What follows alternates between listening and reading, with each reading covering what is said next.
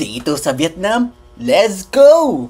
Nandito tayo sa Bensan Market. Ay, so tatabok na tayo dito. Ano ba sabi niya? For free.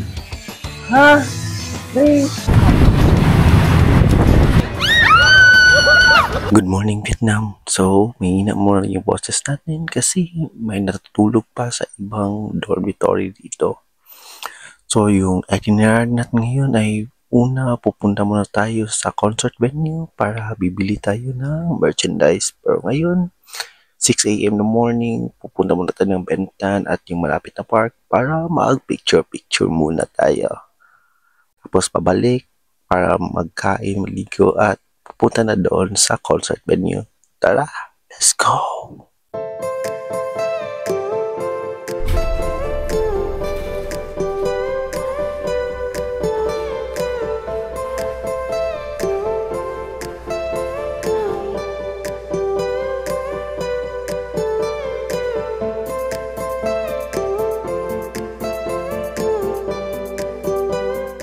Nandito tayo sa Bensan Market. Isa ito sa pinakakilala at pinakanotadong pasalubong center dito sa Saigon. Dito makikita yung mga kahit anong pasalubong na gusto mo. Mula sa t-shirt, kalo, mga keychain, mga ref magnet. Lahat nandito sa Bensan.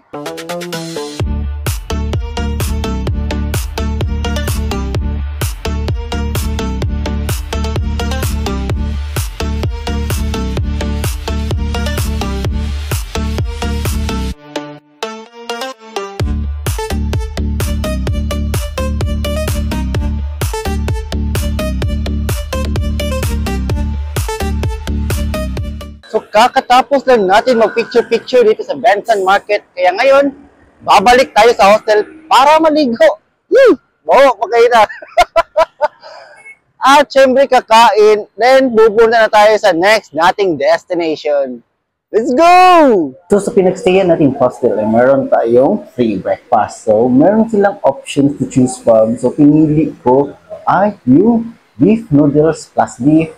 And yung drinks is yung orange juice at meron silang fruits. So, nandito na yung food at kakain na tayo. Let's go!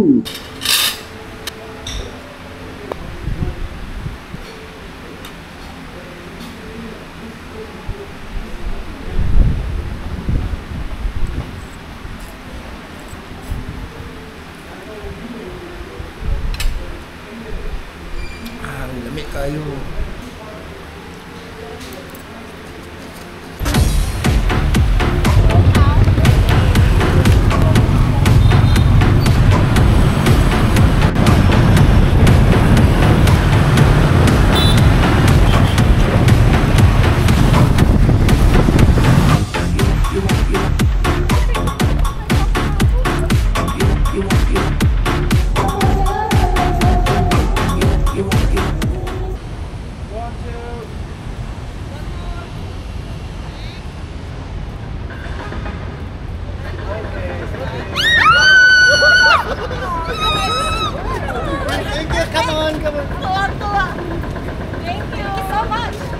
Sa menu hộp sữa bắp ngon bắp. Sobrang excited. Kaya nga eh, woo! Tingin sila eh. Wala pa. Bobonis ako sa mga.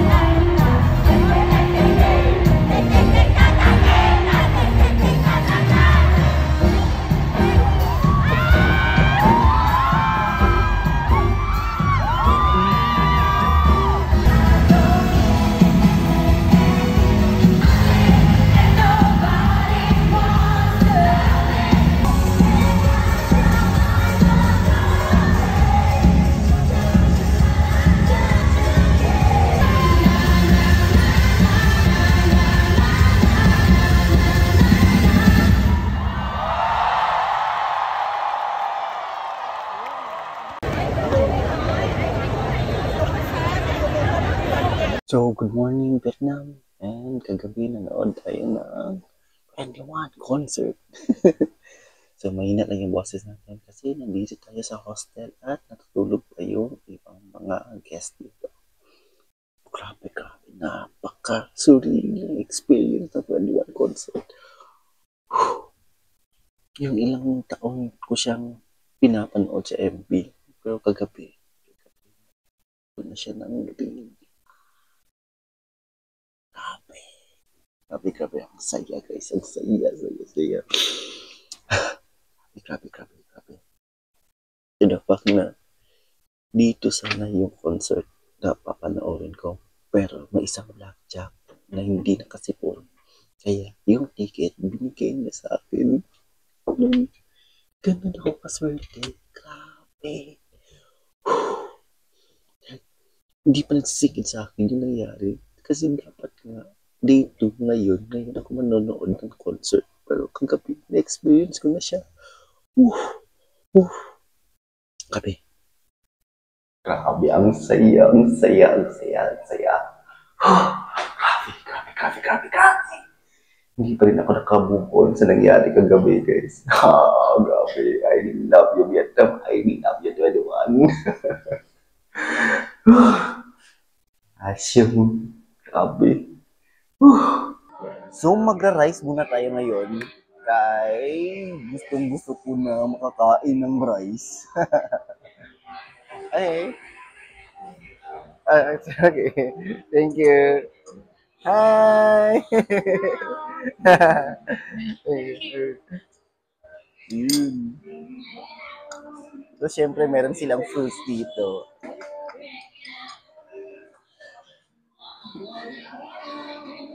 Yun. So, hihintayin lang natin yung in-order kong fried rice. Ooh! Grabe talaga yung experience ko kagabi. Hindi ko pa siya. Ngayon pa nag-sink in talaga na yun yung nangyari.